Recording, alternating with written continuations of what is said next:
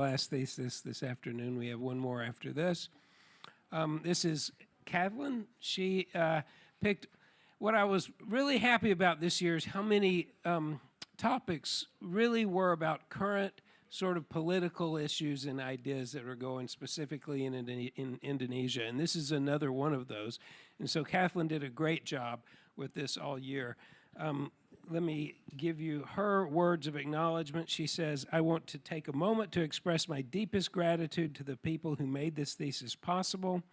To Mr. Wade and Ms. Maymay, thank you for guiding and advising me from the very first day of this journey until the moment I stand here today.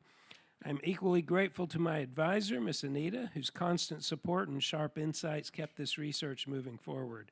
To my panelists, Mr. Doney and Mr. Martin, thank you for taking the time to choose my topic today, just as you did for my Karya Ilmiah last year. and, and finally, I would like to thank my mom and closest friends. This journey has been a long one, and honestly, I could never have crossed the finish line without your endless support, patience, and encouragement. Her title is I Spy with My Little Eye. Payment ID should not be implemented in Indonesia to monitor financial data. Give me 1 second to start the clock or to get ready, and then I will let you know when you can start. All right, you can start when you're ready. In a dark room, Justin stares at his phone, his hands trembling. He's just received a notification. His entire life savings and the money set aside for his daughter's tuition is long gone, vanished into thin air. But the horror isn't just about the precision. It's about the theft. Justin's mystery lingers. The theft isn't just about his money. They knew his home address. They knew his medical bills, his exact location at dinner last night, and even his private debts. Now, the mystery lingers. Was Justin reckless? Did he fall for a single scam or leak his own password? None of these are the answers. But it was the system itself. By fusing every shard of Justin's life into one single centralized system, like the payment ID, the government isn't just building a fortress. They just built a treasure map for criminals to navigate Justin's life. Justin's tragedy proves that in our life of convenience, we aren't just linking bank accounts, we aren't just surrendering our national ID, but we are surrendering what keeps us safe. The monitoring of financial activity has long served as a core pillar of governance, evolving from ancient grain records from Mesopotamia and ancient Egyptian harvest logs to the Roman census system used for taxation. As states centralized power, these records became essential ledgers of power. This trend moved from tracking physical property, seen in England's 1086 Doomsday Book, and the fiscal centralization of Louis XIV's France, to tracking individual earnings. Beginning with Britain's 1799 income tax and accelerating with the rise of modern central banks, Indonesia followed this global trajectory by nationalizing the Javash Bank in 1953 to establish Bank Indonesia and later introducing the NPWP system, which is the tax ID system, and following the 1998 democratic reforms. However, Indonesia's current financial databases remain fragmented. Despite a steady 5.03 economic growth in 2024, the nation faces persistent accountability gaps evidenced by the 193.7 trillion rupiah Pertamina scandal and the rise of digital crimes like online gambling. Today, the government wants to take a massive step forward.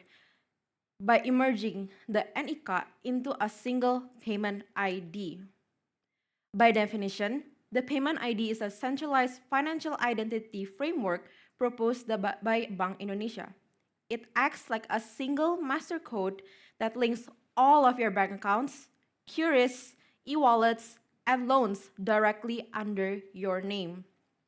This is the ultimate form of financial monitoring, which simply means tracking financial transactions. Usually, banks use this to stop dirty criminal money from entering the economy.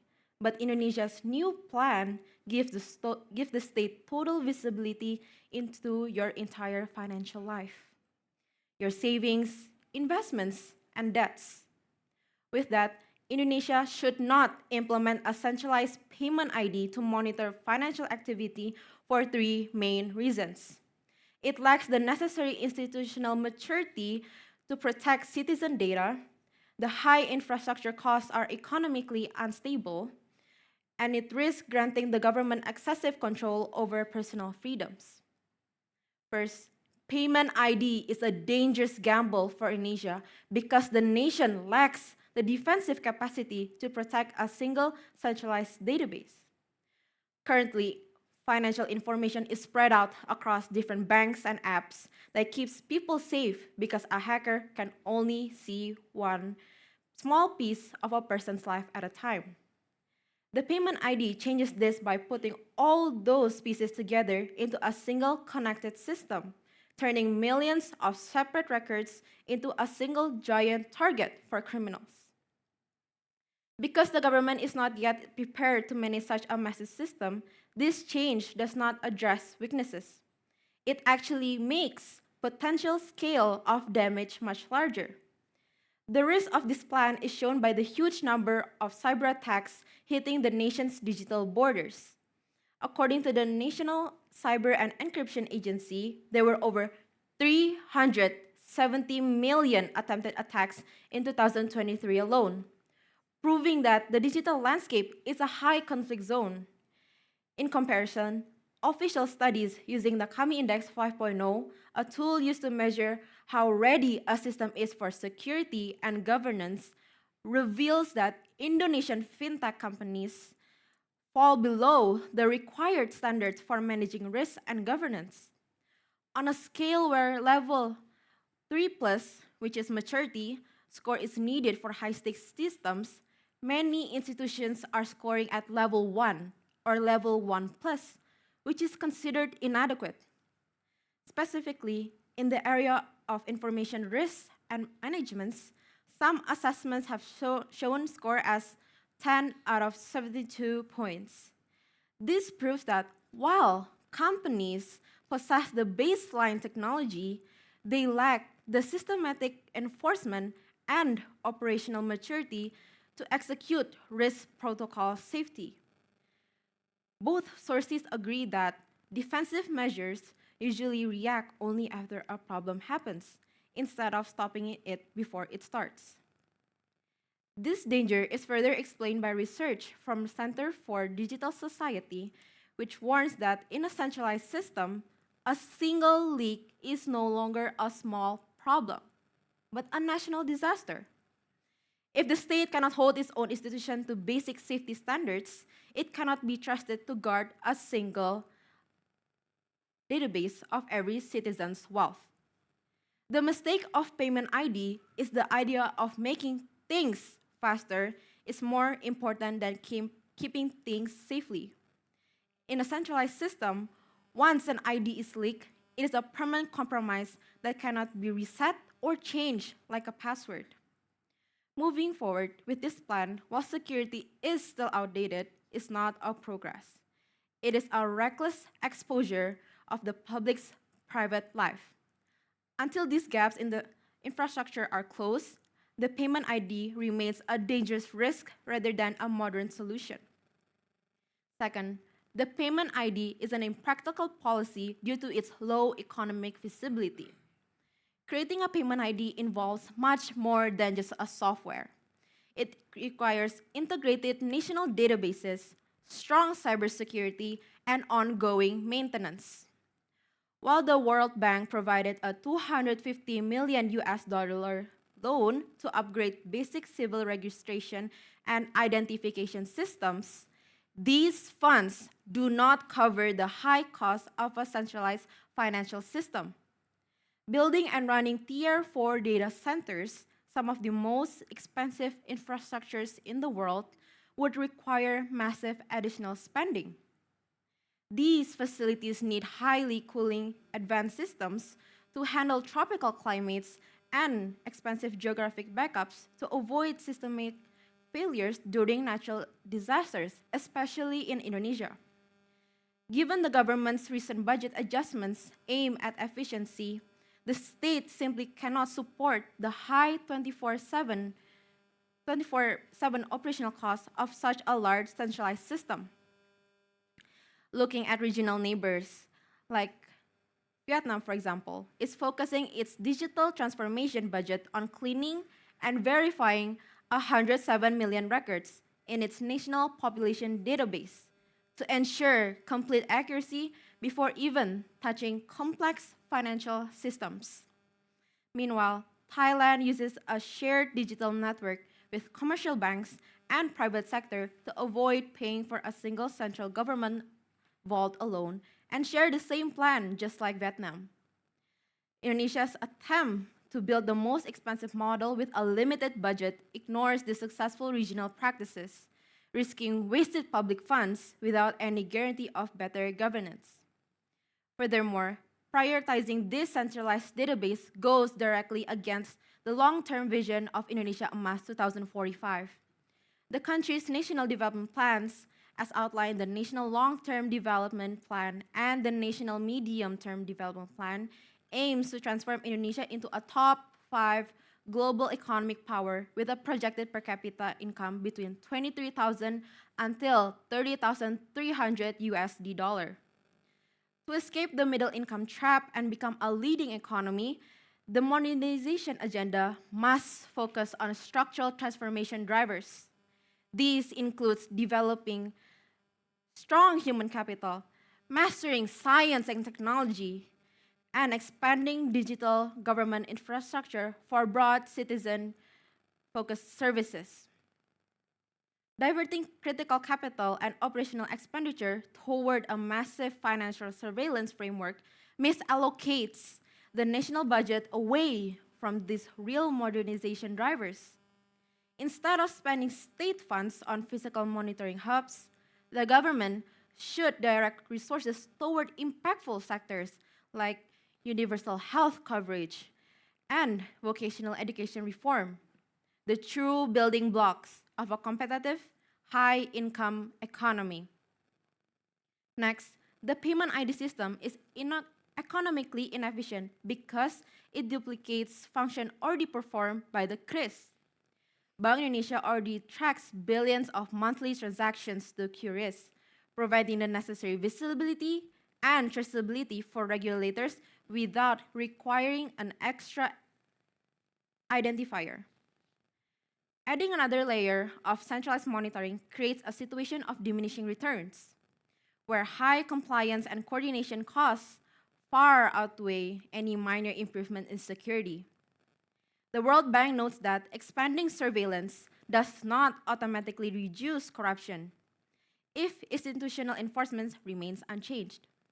In the end, payment ID is an expensive and redundant system that drains public resources without increasing productive capacity or providing real solutions for the economy.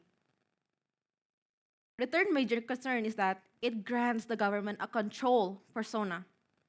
By linking every rupiah to a single national ID, the government creates a digital leash that transforms personal economic activity into a weapon of control. In a country already struggling with corruption, this system doesn't just watch for crimes. It creates an atmosphere of fear that chills civic freedom and discriminates against the most vulnerable. The risk of abuse is proven by Indonesia's regulatory gap and persistent corruption. In November 2024, 7 million OJK records were leaked into the dark web, proving that even our top financial regulators cannot guard their own vault. In 2023, 791 corruption cases were recorded involving 1,700 suspects. Giving these same institutions a master key to every citizen's bank account is dangerous. When a panelist asks, if you have nothing to hide, then why are you afraid? Remind them why we have curtains in our windows. We don't close them because we are criminals. We close them because we deserve dignity. The payment ID rips those curtains down.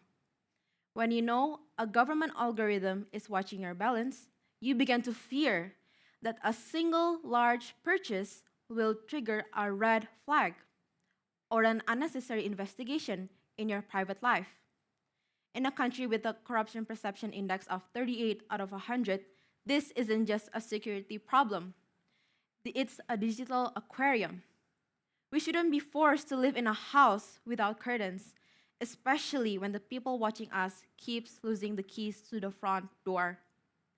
Nonetheless, some may argue that payment ID guarantees public safety by improving security through verified identities and real-time transaction tracking. However, others also argue that by consolidating financial activity under a single identifier, the government can effectively detect suspicious behavior and eliminate criminal activity. In contrast, this argument ignores the structural reality of cyber risk, because while centralization is intended to improve oversight, it creates a single point of failure that magnifies the impact of any security vulnerability. If a system error, cyber attack, or internal misuse occurs, a citizen's entire financial and identity profile is exposed simultaneously. The 7 million records reported by Tempo aren't just random numbers. They represent a treasure map for identity thieves. When government-linked systems are breached, the data leak usually includes the national ID or the NIC, full names, home addresses, and birth dates. Unlike a credit card that can be canceled or a password that can be changed, a NIC is a permanent identifier.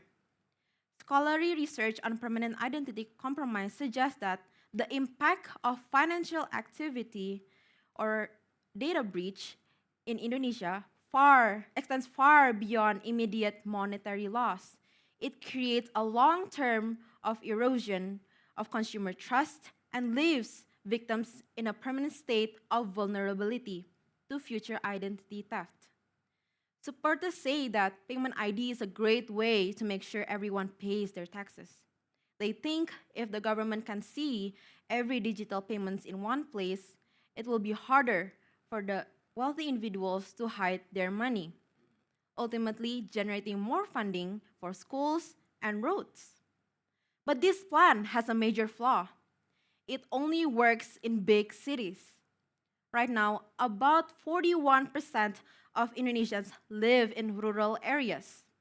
These millions of people are not signed up for digital IDs, and they still rely entirely on physical cash for their daily survival. Compounding this physical isolation is a severe gap in digital literacy across rural communities. When citizens lack a basic understanding of digital data, encryption, or smartphone interfaces, forcing a complex financial identity system upon them leaves them highly vulnerable to institutional exploitation. Because they cannot independently verify how their transaction data is processed or mapped, the government gains unchecked power to manipulate, mispresent, or arbitrarily freeze the financial profiles of vulnerable population without their knowledge. If a system cannot safely reach or be understood by nearly half of the country, it is completely impractical. It's like trying to build a bridge that only goes halfway across a river. Finally, if citizens feel the government is tracking their behavior too closely, they will simply abandon formal banking altogether and return to cash only economy. Having seen this danger, it is clear that real progress needs more than just speed. It needs trust. We cannot afford to put our financial lives into a digital aquarium where one single leak ruins millions of people. At the end of the day, a state's success isn't measured by how much data it can grab, but by how well it can protect the dignity of its citizens. The payment ID promises a streamlined future, but centralizing our financial data while facing billions of cyber attacks is not building a shield, it is inviting a national disaster. This is not just about policy, it is about the safety of your home and the money you work hard to earn for. We must stop this reckless rush and demand legal armor to protect our families. To our leaders, I ask you, who will pay the price if this system fails or this plan will fail? We need strict checks and ironclad laws now before the damage is done. To every citizen here, your privacy is not a gift from the government, it is your right. Do not let them turn your life into a data point. Speak up, demand honesty, and let us build a future where we are truly safe, not just being watched. Thank you.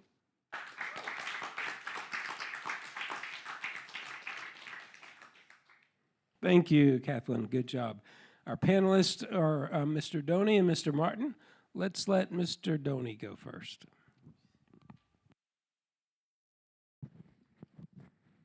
Okay, hello, Cathlyn. I'm sir. Yes, this is very interesting. I like the way you presented your thesis. Yeah, so you really care about what happened in Indonesia or the future of Indonesia. Then you bring up this topic. Is that true? Yes. Okay, it means that yeah, our vision and missions of Cahaya Bangsa is being held, okay, in your life. Yeah, that's good. The love of Indonesia. That's really good. But I remember, okay, last year, right? You're the one who actually promoted the, maybe, yeah, this is my interpretation, yeah. You promoted our leader, right, the presidents, and then the way they got to the power, it seems to be, it's okay. I mean, it's so legal. So what I mean is that you are in the side of the government at the time, but right now, where do you think is your side? I just want to know, okay? Right now, I'm not siding with the government. I'm siding with the people and with their concerns to the government. Okay, thank you. That's good. Okay, yeah, that's right. Okay, yeah. I still remember. Okay, okay, guys. Okay, last time. Okay, yeah, yeah. So first of all, yeah, this program supposed to be launched last August, right? Yes. Last August 2005. Okay, and we know that it's being canceled or postponed, right? So why you still insisted to bring this up, knowing that the payment ID has been even it is not a prototype at all, but the plan of implementing it has been, let's say, canceled, and it's almost like a year it's been canceled. Why you still suggest that this will never be implemented in Indonesia? Why? I think that this plan may come up in the future or in the near future because as times go, modernization occurs. Digitalization can lead to financial monitoring in Indonesia. And I feel like in Indonesia where corruption are still common or maybe still common in the future, I believe it's kind of concerning that the government expects us to trust them even though they are still corrupted, even handling our sensitive information towards them. Even though it's a plan, it could happen in the future. Okay, but maybe you have seen the news, right? Both government or part of the Bank BI also, right? They try to convince us that this payment ID supposed to answer the let's say, the leak of data, the unimportant monitoring of the transaction, because you know what?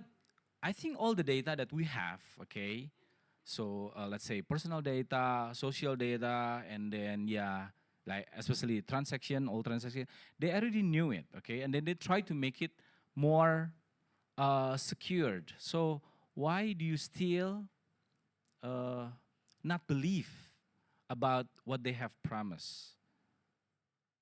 Well, trust isn't built in one day, right, mister? And I believe right now we still don't trust our government, especially when we pay our taxes, like um, falsify our taxes sometimes.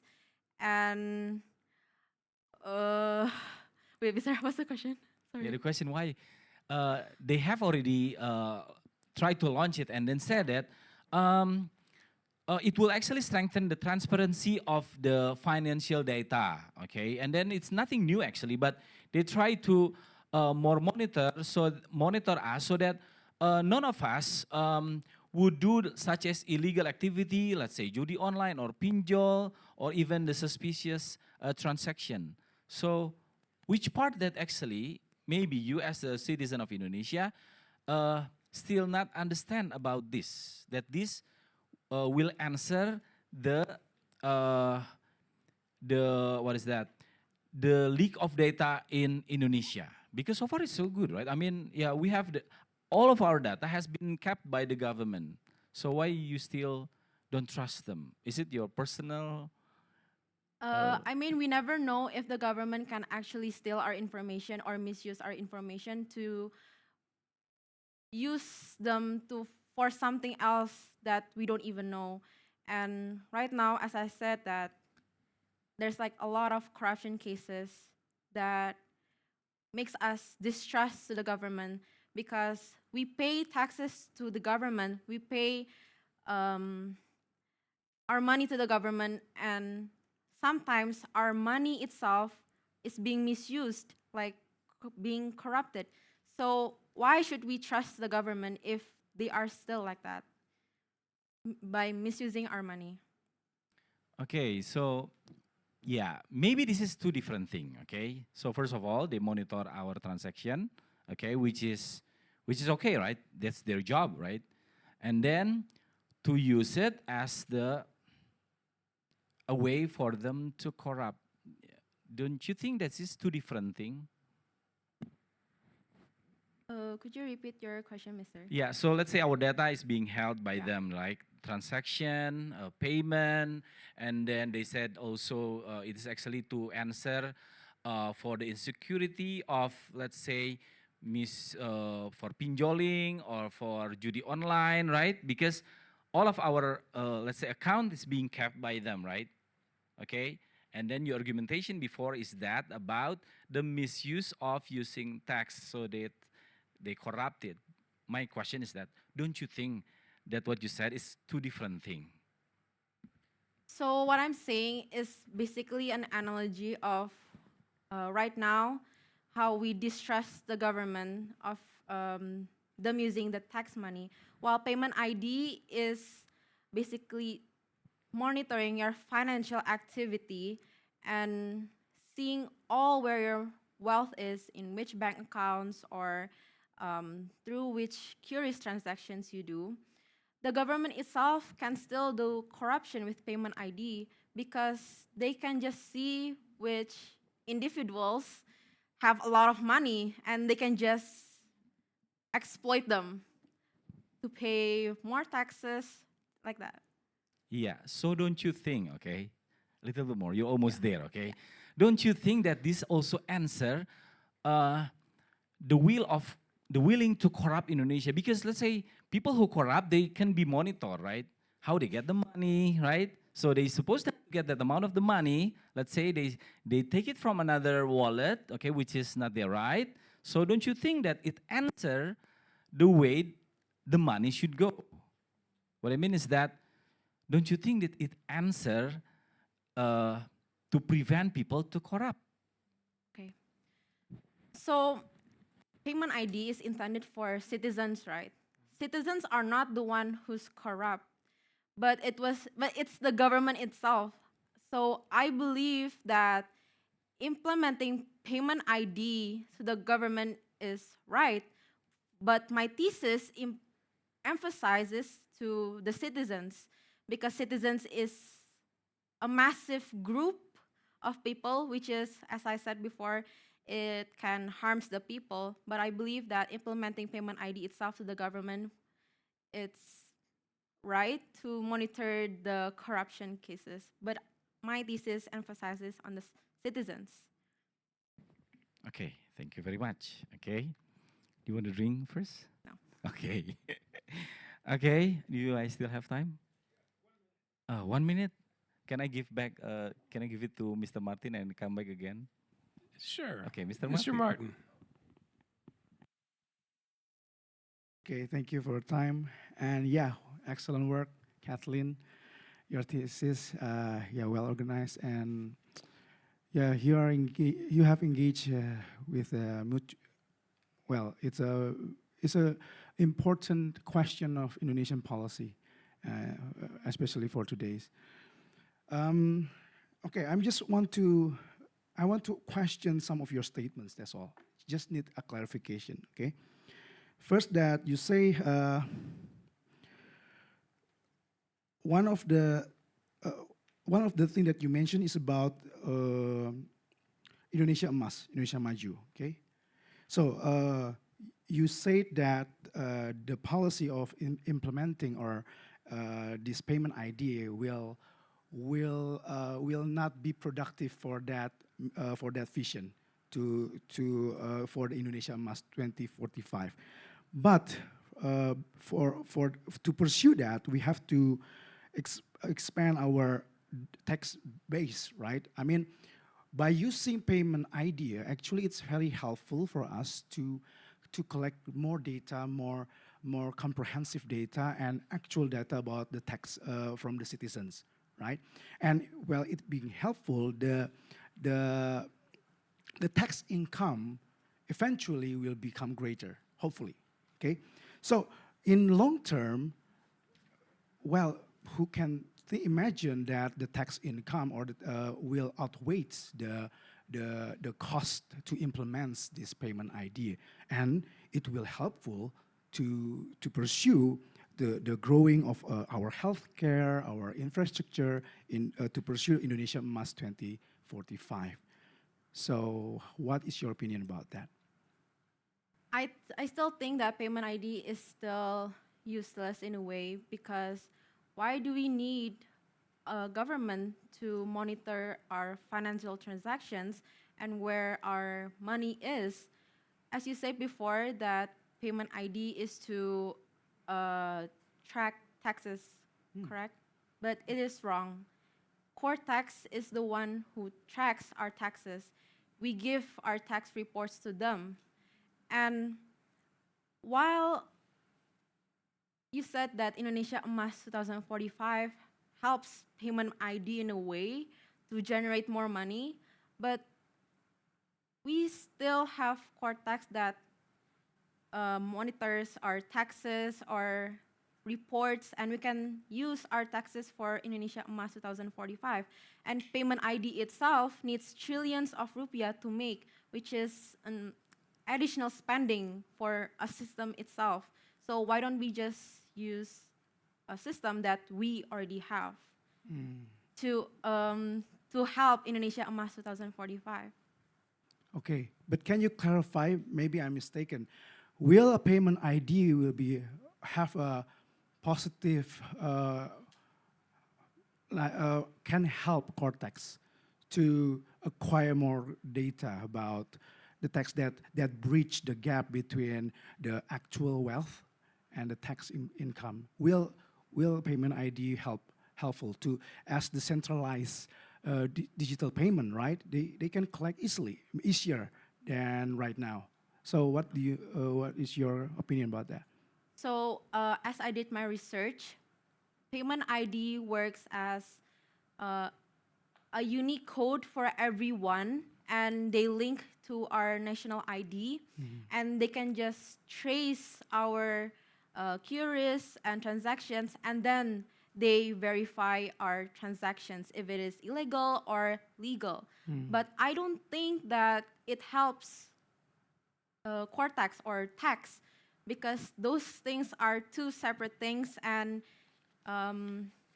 it doesn't really determine your wealth or how much you have to pay for your taxes, because we have to give our reports to the government for the tax, so it should be us that should be honest. Okay, thank you for explaining that. So now I will go to your statement about the digital caste.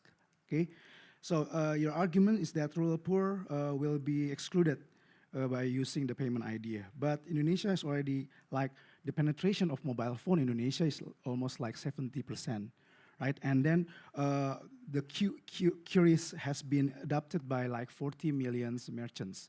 So actually, it's including the warungs in the village.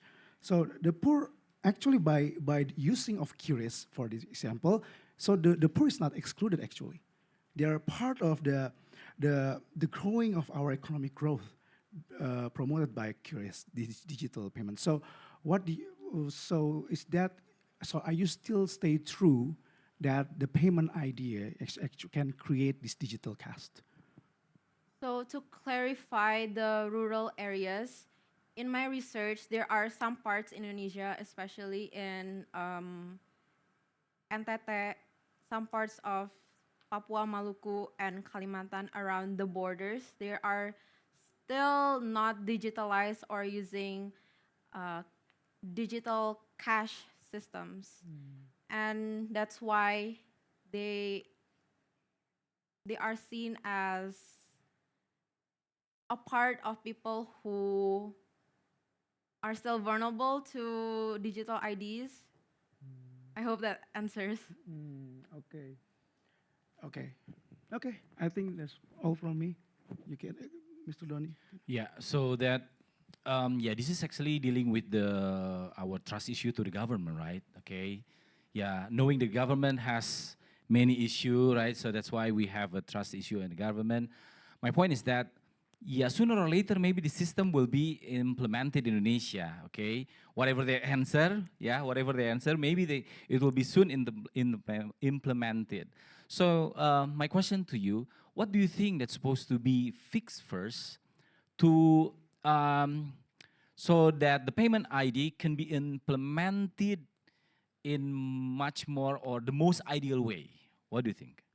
Okay, as I said before, the ideal way to implement payment ID is to the government itself, because the government itself, they are the ones who corrupted, and by using payment ID, they can show that they are consistently showing they're not corrupted or they're not doing illegal transactions.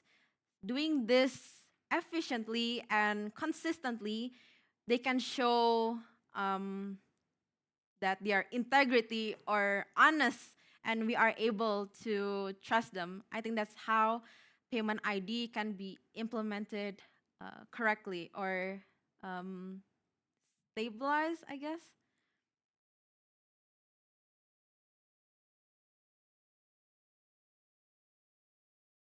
Okay, just a couple of questions here.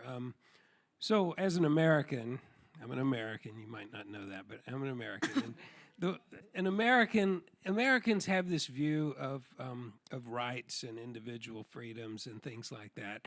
And the idea of the government having this ID number where they could track what I do would make almost every American just furious, right? We don't want the government making judgments about how I spend my money, not just because I could be a criminal, but because it's my right to do what I want to with my money as long as it's not illegal. And whether the government is somebody's looking at my spending and making judgments or even deciding how to tax me, if they look at my spending and deciding on that what to do with taxes, is that the kind of thing that you're worried about, or is that just an American view? What I'm worried about is the payment ID. The government monitors our every move. Like, why should the government have to monitor our every single move? And I'm more worried that they can exploit our money or um, falsify a report or like misuse our money. Yeah, and I don't think it's necessary to monitor our wealth, I guess. Yeah. Yeah, so currently, if I'm a criminal and I want to get into your bank accounts or whatever you have, um, is it harder now than it would be if we had this payment ID system where everything I have is linked to this one ID? That's kind of your argument, right? Well, as of my research, I'm not really sure how the payment ID is structured or how strong it is. It is still unclear, but there might be a possibility that a hacker can hack to uh, our profile of financial data. Okay. The other thing that there's sort of a principle that at least Americans would be upset about, right? The principle is that if you've got all my data now, what's going to happen tomorrow, right? And it's not necessarily about what you do now. It's like, where is this leading? And is the government going to be more and more and more in control of my life and looking into what I do? What do you think about that kind of idea? Could you rephrase? Yeah, I just mean, does this tax ID thing, does it bother you because of what could be in the future, or are you just looking at it right now? I'm looking at it right now and the potential cases that could happen in the future, because a leak is not a small problem and it's more like a big problem because you can be manipulated by other people, especially if you don't do anything wrong. And it happens maybe tomorrow or anytime in the future. It can happen anytime. Okay, time's up. Good job. Good job, Cathlyn. Okay, so what we'll do, we've got photos.